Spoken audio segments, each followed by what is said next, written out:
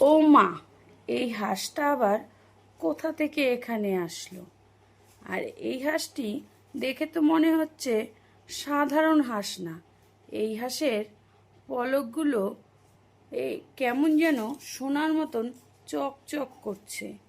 পালকগুলো দেখে মনে হচ্ছে যে এই হাঁসটা একদম সোনার। এ তো সাধারণ হাঁস নয়। এই হাঁসটা আবার কোথার থেকে আসলো? বলাই, আমাকে এই ঝোপ থেকে উদ্ধার কর। আমি সোনার পথ থেকে এখানে আসছি। আমি এই ঝোপের মধ্যে আটকে গেছি। আমাকে এখান থেকে তুই বাঁচা। আমি তোকে অনেক সুখ দিব। তুই দেখবি, আমাকে যদি বাঁচাস তাহলে তুই অনেক সুখী হবি। আমি এখানে আটকে গেছি, আমি তোমাকে বাঁচাবো, কিন্তু তুমি আমাকে কি দিবে বলো? আমি খুব গরিব। আমার জানো তো পেটে ভাত নেই, জামা কাপড় নেই। আমি প্রত্যেক দিন খেতেও পাই না, এত গরিব। তুমি চিন্তা করো না, আমি তোমাকে উদ্ধার করব, তোমাকে বাঁচাবো। তুমি আমাকে বলো কিভাবে তুমি আমাকে সুখী করবে, সেটাই আগে বলো। বলাই, তুমি আমাকে যদি উদ্ধার করো, আমাকে যদি এখান থেকে বাঁচাতে পারো, তাহলে আমি তোমাকে প্রতিদিন একটা করে সোনার খাঁটি ডিম দিব, বুঝলে? যেটা তুমি পেলে অনেক বড় লোক হয়ে যাবে। কিন্তু একটা কথাই মনে রাখবে, বেশি লোভ করতে যাবে না, তাহলে কিন্তু আর কোনোদিনও তুমি এগুলো পাবে না। ও মা, প্রতিদিন একটা করে ডিম দিবে? এ তো আমার 1000 বছর লেগে যাবে। আমি ওসব জানি না।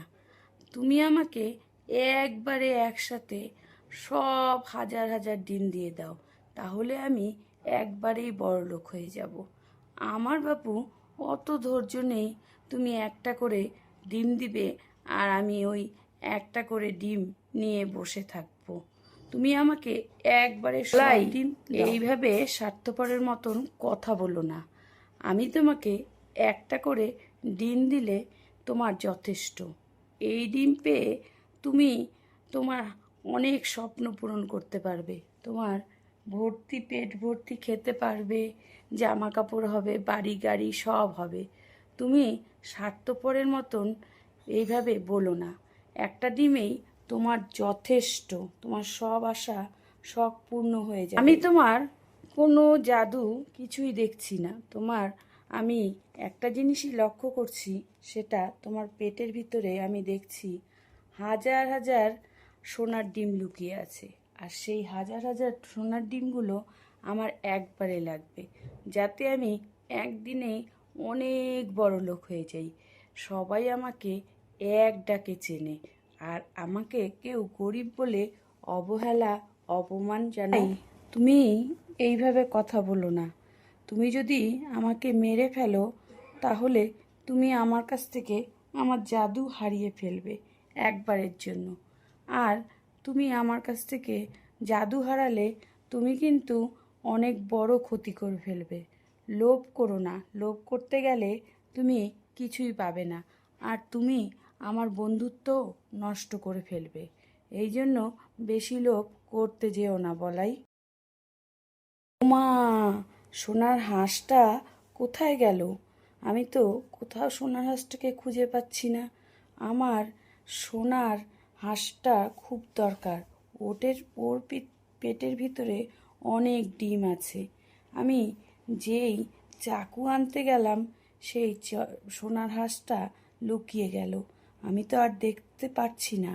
আমি চাকুটা এনে ওর পেটটা কেটে একবারে ডিমগুলো